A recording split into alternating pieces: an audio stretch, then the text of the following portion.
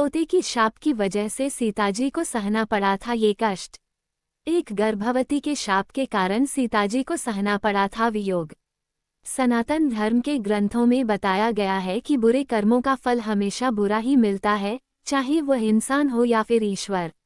इसका एक उदाहरण माता सीता का है, जिसका जिक्र रामायण में किया गया है। दरअसल रामायण कई भाषाओं में लिखी गई है।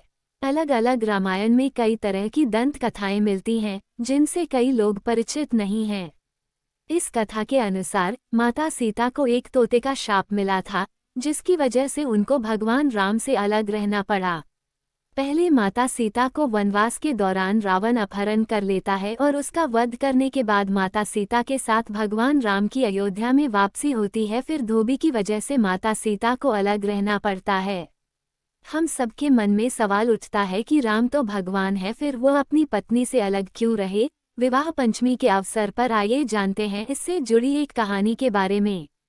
कथा के अनुसार माता सीता बाल्यावस्था में अपनी सहेलियों के साथ बगीचे में खेल रही थीं।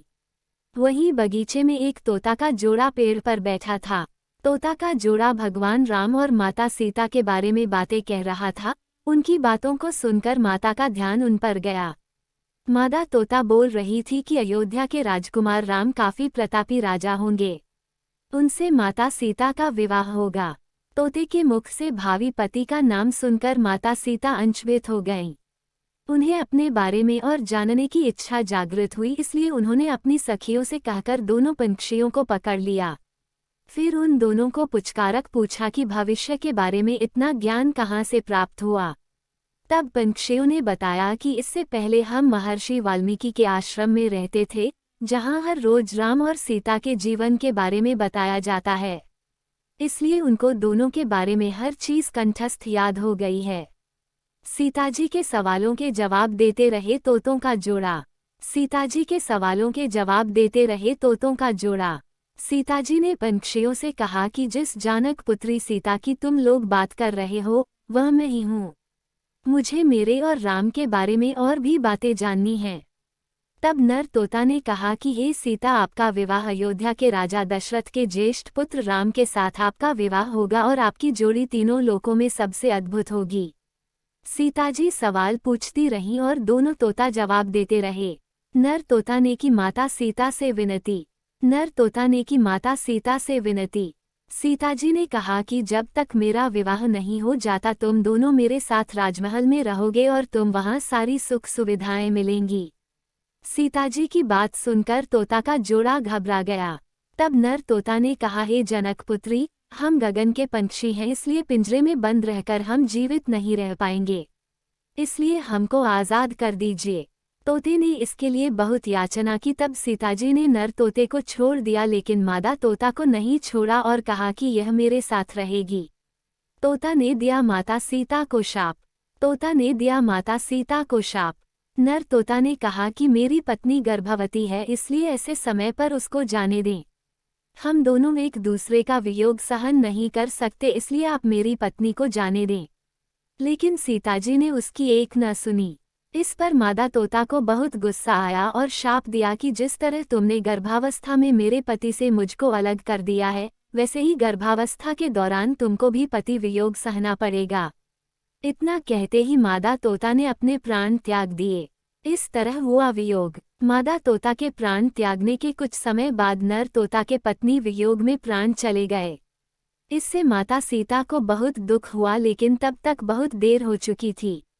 बताया जाता है कि अगले जन्म में तोता वही धोबी था जिसने माता सीता के चरित्र पर उंगली उठाई थी, जिसके बाद भगवान राम ने सीता का गर्भावस्था के दौरान त्याग कर दिया।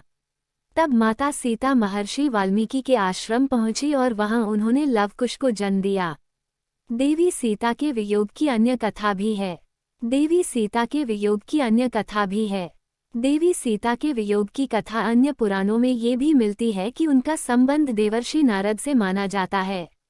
कथा के अनुसार एक बार नारद जी को अभिमान हो गया था कि कामदेव भी उनकी तपस्या और ब्रह्मचर्य को भंग नहीं कर सकता। उन्होंने यह बात अभिमान में शिवजी के बाद श्रीहरि को बताई।